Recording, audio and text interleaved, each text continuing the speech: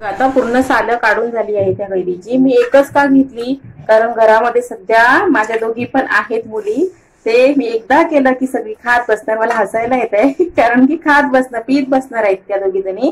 तर मी आता म्हणून एकच घेतला आहे तुम्हाला दाखवण्यासाठी, थोडंसं होईल याचं, जास्त काही होणार नाहीये। तर मी आता हे बघा हे असं काढून घेते याचं, हे असं बारीक बारीक काढून घ्यायचंय म्हणजे पटकन उकडतील असं काढून घ्यायचंय।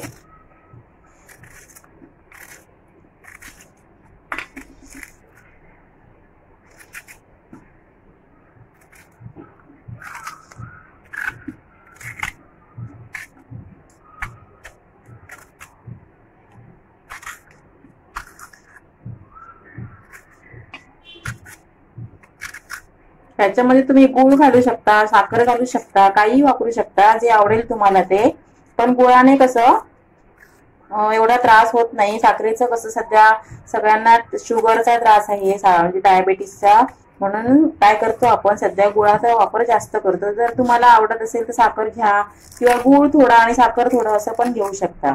आता हे कडक असताना ते नाही घ्यायचं, घेतलं तरी चालेल पण ते वाटताना मिक्सरला वाटणार नाही व्यवस्थित, म्हणून नाही घ्यायचं। हे सगळं बघा व्यवस्थित असं घेऊन झालं आहे। आता मी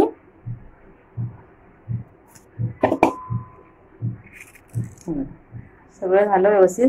आता काय करते, हे आहे ना जे आपली कैरीचा हे फळ आला आहे ना सगळा, तो उकडत ठेवायचा आहे कमी पाण्यामध्ये, अशा चांगल्या व्यवस्थित चांगल्या तिखट कमी म्हणजे तिखट वगैरे आपण जे काही करत नाही ना त्या भांड्या पातेल्यामध्ये उकडत ठेवायचा आहे। हा बघा आता ह्याच्यासोबत ह्याच्यात ना थोडंसं पाणी टाकायचं अंगाबरोबर। बघा मी आता ह्याच्यात ना थोडंसं असं पाणी टाकते, पाणी टाकायचं आणि एवढं पाणी बस झालं आणि झाकण ठेवायचं, बारीक गॅस करून ठेवायचा, पाणी वरती येणार नाही याची काळजी घ्यायची आणि एक 6 ते 7 मिनिटं असं उकडून घ्यायचं हे।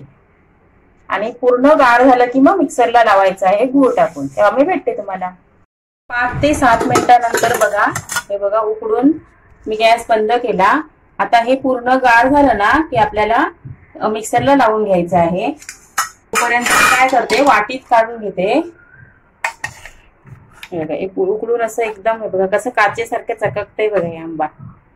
आता हे असं वाटीत काढून घ्यायचं आणि त्याच वाटीच्या साहाय्याने आपल्याला गूळ घ्यायचा आहे। जेवढा हा गर निघेल ना आंब्याचा तेवढं आपल्याला साखर किंवा गूळ घ्यायचा आहे किंवा साखर गूळ मिक्स करून घ्यायचा आहे आणि थोडीशी वेलची लागणार आहे।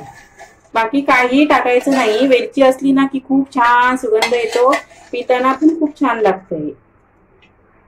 फक्त गोडाचं प्रमाण व्यवस्थित झालं पाहिजे, ज्यांना गोड जास्त लागतं ना त्यांनी थोडंसं गूळ जास्त घेतला तरी चालेल। आता हे बघा ही आणि ही वाटी सेम आहे माझ्याकडे, तर ह्या वाटीत आता हे बघा थोडंसं कमी झालंय ना, मग एवढाच मी गूळ घेते, एवढाच मी गूळ घेते, दाखवते तुम्हाला। असा गूळ बारीक करून घ्यायचा, हा बघा, आणि बघायचं आपण वाटून झाल्यानंतर बघायचं किती गोड झालं आहे ते। जर गोड कमी वाटलं तर तुम्ही थोडीशी साखर टाकू शकता याच्यामध्ये। तर आता मी वेलची सोलून घेते, ही बघा ही एवढी वेलची घेतली आहे, वेलचीचा सुगंध आला की खूप छान लागतो म्हणून वेलची थोडी घ्यायची, सोलून घेते ही बघा।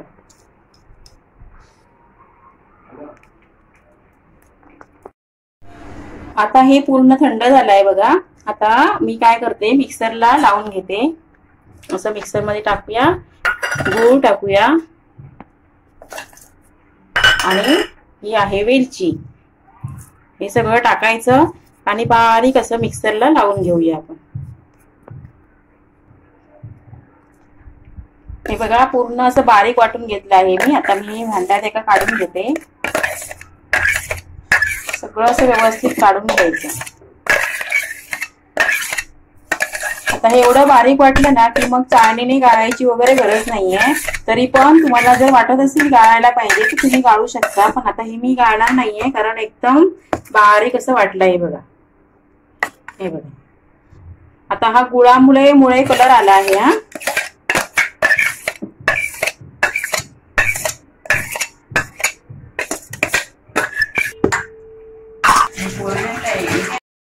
आता काय करायचं, एक तांब्यावर पाणी घ्यायचं. आपल्याला 1 ग्लास हवं असेल किंवा 2 ग्लास हवे असेल तर तेवढं तुम्ही पाणी घ्या. साधं पाणी घ्या पहिलं. आणि एका तांब्यासाठी 3 चमचे एवढा हा हे असतो ना कैरीचं, हे आपण बनवून घेतलं आहे ना ते टाकायचं. हे बघा, हे असं टाकून घ्यायचं. आधी पहिलं मी 3 चमचे टाकते, थोडंसं वरती टाकते. हे बघा. आणि हे आता व्यवस्थित असं मिक्स करून घ्यायचं.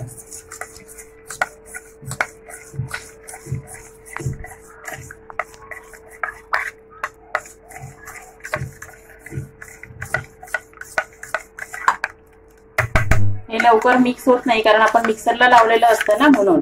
मग जर हवं तुम्हाला तर तुम्ही गाळणीने गाळू शकता ह्या वेळेस. त्याचे असे गट्टे गट्टे राहणार नाही.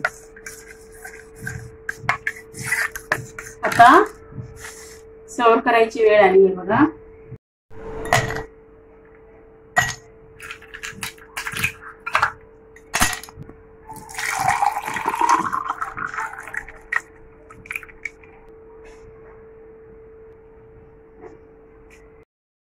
हे आता कैरीचं पन्ह तयार आहे. तर मैत्रिणींनो, तुम्हाला आवडलं असेल तर बघा हा, तुम्ही असंच करा अगदी थंडगार या गरमीसाठी, कारण गरमी खूप वाढली आहे. गरमीसाठी अशाच प्रकारे करून घ्या.